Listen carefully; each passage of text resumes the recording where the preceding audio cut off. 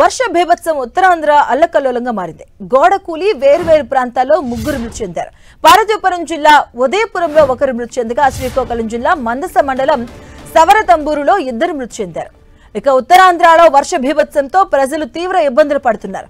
వర్షాలు దంచి కొట్టడంతో విజయనగరం జిల్లాలోని పలు గ్రామాలు అల్లకల్లోలంగా మారాయి. జిల్లాలోని పలు రహదారులు చెరువులను తలపిస్తున్నాయి. వర్షాలు కుమ్మేయడం, వరద బీభత్సంతో విజయనగరం జిల్లాలో భారీగా పంట నష్టం సంభవించింది. ఈదురుగాలులకు పలుచోట్ల విద్యుత్ స్తంభాలు, వైర్లు నేలకొరిగాయి.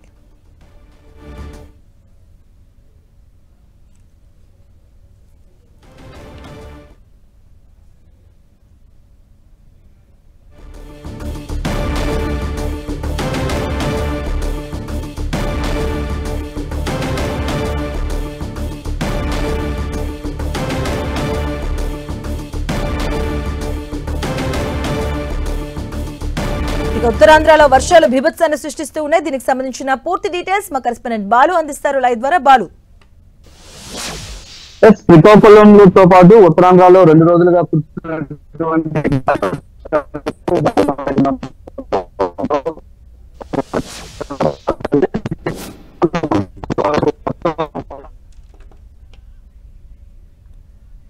ఇక ఉత్తరాంధ్రలో వర్షాలు బీభత్సాన్ని సృష్టిస్తున్నాయి. మనం 10 టీవీ స్క్రీన్ మీద చూడొచ్చు. ఎక్కడెక్కడ ఎలాంటి సిచ్యువేషన్స్ ఉన్నాయో శ్రీకాకుళంలో కూడా పూర్తిగా రోడ్లన్నీ కూడా నీట మునిగిన సిచ్యువేషన్స్ మనం చూస్తున్నాం. మరోవైపు విజయనగరం కూడా రహదారులపై నదులా ప్రవహిస్తుంది. వర్షాలు బీభత్సాన్ని సృష్టిస్తున్నాయి. భారీగా వృక్షాలు నేలకొరిగిన సిచ్యువేషన్స్ మనం చూస్తున్నాం. అటువైపు విశాఖపట్నంలో కూడా పూర్తిగా ఎక్కడికక్కడ ప్రజలు తీవ్రంగా ఇబ్బందులు పడుతూ ఉన్నారు. ఉత్తరాంధ్రలో వర్షాలు బీభత్సాన్ని సృష్టిస్తూ ఉన్నాయి. మనం చూడొచ్చు పూర్తిగా కూడా నదులను తడిపిస్తూ ఉన్నాయి. రోడ్లన్నీ కూడా భారీ వర్షాలతో ఉత్తరాంధ్ర మొత్తం అల్లకల్లోలంగా మారింది. మనం చూడొచ్చు భారీగా వృక్షాలు నేలకొరిగినటువంటి సిచ్యువేషన్స్ కూడా మనం చూస్తున్నాం. శ్రీకాకుళం, విజయనగరం, విశాఖపట్నంలో ఎక్కడెక్కడ ఎలాంటి పరిస్థితి ఉందో భారీగా పంట నష్టం కూడా వాటిల్లింది. మనం చూడొచ్చు విజయనగరం సంబంధించి కూడా భారీగా అరటి తోటలు కూడా నేలకొరిగిన సిచ్యువేషన్స్ మనం చూస్తున్నాం. అటువైపు శ్రీకాకుళం జిల్లాలో చూడొచ్చు భారీగా వరద నీరు కూడా రోడ్లపైకి చేరినటువంటి సిచ్యువేషన్స్ కనిపిస్తున్నాయి. మరోవైపు విశాఖపట్నంలో చూడొచ్చు స్తంభాలు కావచ్చు, విద్యుత్ స్తంభాలు కూడా అంతరాయం ఏర్పడింది. విద్యుత్ స్తంభాలు అలాగే భారీ చెట్లు కూడా నేలకొరిగినటువంటి సిచ్యువేషన్స్ మనం చూస్తూ ఉన్నాం. భారీ వర్షాలతో ఉత్తరాంధ్ర మొత్తం కూడా అల్లకల్లోలంగా మారింది. ఈ ఘటనలో ఇప్పటివరకు 3 చనిపోయినట్టుగా తెలుస్తూ ఉంది. అలాగే శ్రీకాకుళం జిల్లాలో 2, అలాగే మన్యం జిల్లాలో 1 మృతి చెందారు.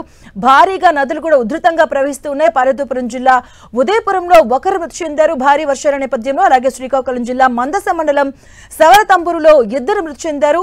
భారీగా వర్షాలు కురుస్తూ ఉన్నాయి. పలు ప్రాంతాల్లో భారీ వృక్షాలు అలాగే విద్యుత్ స్తంభాలు కూడా నేలకొరిగాయి. ఇదే అంశానికి సంబంధించిన పూర్తి డీటెయిల్స్ మా కరెస్పాండెంట్ బాలు అందిస్తారు. బాలు, శ్రీకాకుళం జిల్లాతో పాటు ఉత్తరాంధ్రలో కురిసినటువంటి భారీ వర్షాలకైతే పూర్తిగా అస్తవ్యస్తంగా మారింది. అనేక ప్రాంతాల్లో వాగులు, వంకలు కూడా పూర్తిగా పొంగిపొరలడంతో తీవ్ర ఇబ్బందులు పడుతున్నారు ప్రజలు. మరోవైపు ఒరిస్సా క్యాచ్మెంట్ ఏరియాలో భారీగా వర్షాలు పడడంతో నాగావళి, వంశధార నదులకు పెద్ద ఎత్తున వర్షం పడిన నేపథ్యంలో భారీగా వరద నీరు వస్తుంది. ముఖ్యంగా వంశధారకు ఇప్పటికే 80,000 క్యూసెక్ల మేర వరద నీరు రావడంతో మరొక కొన్ని గంటల్లో 1,00,000 క్యూసెక్ల వరకు వరద నీరు వస్తుందని చెప్తున్నారు. దీంతో ప్రజలంతా కూడా అప్రమత్తంగా ఉండాలని చెప్తున్నారు. లోతట్టు ప్రాంతాల వారిని అయితే ఇప్పటికే సురక్షిత ప్రాంతాలకైతే తరలిస్తున్న పరిస్థితి అయితే ఉంది. మరోవైపు గర్భిణీలకు సంబంధించి పూర్తి బయటికి అయితే తీసుకొచ్చారు. సుమారు 200 మంది గర్భిణీలు అయితే దగ్గరలో ఉన్నటువంటి హాస్పిటల్కి తరలించడం జరిగింది.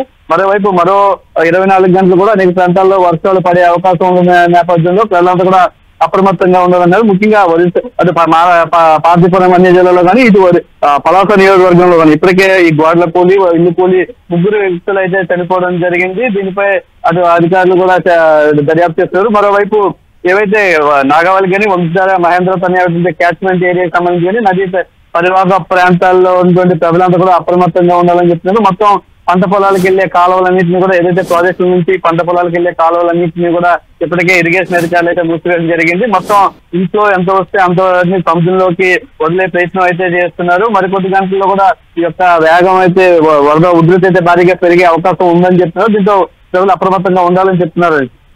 బాలు, అంటే వాతావరణ శాఖ అధికారులు ఎలాంటి వాటిని సూచనలు చేస్తూ ఉన్నారు? అధికారులు ఎలాంటి ప్రణాళికబద్ధంగా ముందుకెళ్తున్నారు? వాయుగుండం ఇప్పటికే బలహీన పడింది.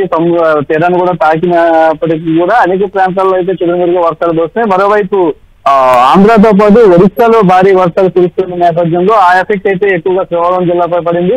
స్థానికంగా నిన్న 2 రోజుల పాటు కురిసిన వర్షాలకు ఇప్పటికే లోతట్టు ప్రాంతాలన్నీ జలమయ్యాయి. ఇప్పుడు ఒరిస్సా నుంచి మరింత వరద నీరు 2 ప్రధాన ఏవైతే నాగావళి వంశధారతో పాటు మహేంద్రతన్య 3 నదులకు కూడా ఎక్కువగా వరద నీరు వస్తుంది. దీంతో ఆ ప్రాంతాలను అయితే అప్రమత్తం చేశారు. ఇప్పటికే మొత్తం 30 మండలాల్లో కంట్రోల్ రూమ్ ఏర్పాటు చేశారు. ఏదైతే వంశధార నది పరివాహక ప్రాంతంలో ఉన్నటువంటి 10 మండల ప్రాంతాల్లో కూడా ఇప్పటికే అధికారులు స్కూళ్ళకు కూడా దసరా సెలవుల తర్వాత కంటిన్యూ చేస్తున్నారు. ఈ రోజు కూడా సెలవునైతే ప్రకటించారు.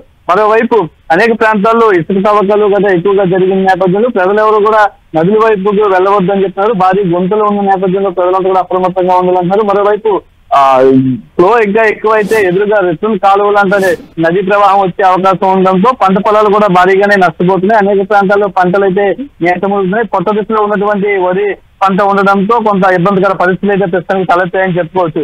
బాలు, అంటే చాలా చోట్ల స్తంభాలు నేల కొరిగే విద్యుత్ అంతరాయం ఏర్పడింది. అలాగే నీటి కష్టాలు కూడా దానికి సంబంధించి కూడా మనం చూస్తున్నాం. సో అధికారులు ఎలాంటి ప్రత్యామ్నాయ ఏర్పాట్లు చేస్తున్నారు, ఎలాంటి సూచనలు చేస్తున్నారు అక్కడ ప్రజలకు?